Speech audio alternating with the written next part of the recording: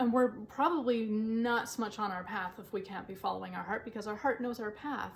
So if we are truly in our ascension process, we are going to be conscious of what's going on with our hearts. We're going to be conscious of our environment and what's going on and how we're reacting to things, both internally and externally, our internal and external environment. So it always comes back to our heart, because our heart is the one that has the intelligence. It's not the one that's blocked up by all the traumas and triggers and false belief systems and all the nonsense that gets created by our itty bitty little ego that likes to shout and scream and make us all miserable. So I appreciate the ego. It's not an ego bashing, because it's important to know that I am, but the ego has its place, and the place for the ego is as a servant to our heart.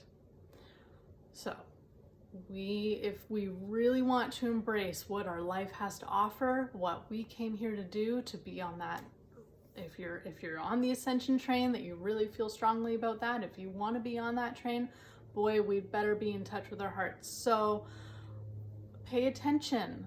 Think about where you've been, what you've been doing, how happy are you, what makes you happy, what makes you miserable. Let go of the things that make you miserable and take more of what makes you happy. Make more of that in your life. Make that a priority. And I can pretty much guarantee that in order for all that to happen, we need to have a really excellent self-care program. We need to have some kind of self-care practice in our life. So I'm curious, how many of you love your self-care practice? I want to hear about it. I'd love to hear what you guys are all up to. Do you do yoga? Do you meditate? Do you do both? Do you journal? Do you read? What are you reading? What are you listening to? There's lots of podcast lovers out there.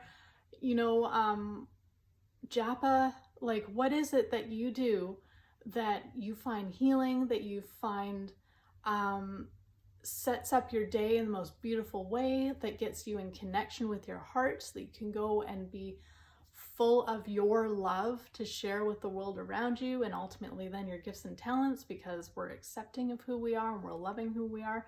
And then how many of us want more of that, want to dive deeper into our amazing self? And this is not like, oh, I'm so great, like it's some like ego trip.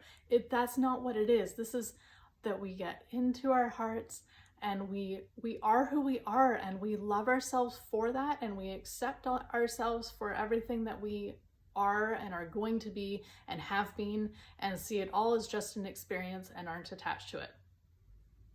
That's the key, that we're not then attached to it. We just are.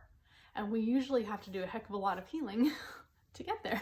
And it's a process. Even if you think you're there, then you suddenly get, slammed with something, and you're like, oh, great. I thought I was more evolved than that. And that's an ego check, right? That's an ego check.